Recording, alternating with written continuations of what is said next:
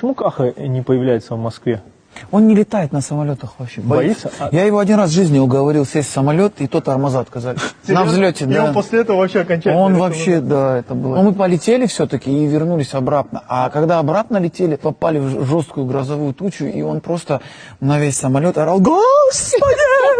Да что ж ты творишь?» Во весь самолет: «Да успокойся, такое бывает». Он реально так паниковал, да? И все, он в Сочи в аэропорту вышел, меня говорит: «Иди нахуй, я больше в жизни не сяду, езжай сам на все встречи, летай, Витя», говорит, «мне похуй, звони просто и рассказывай». Хорошо, окей.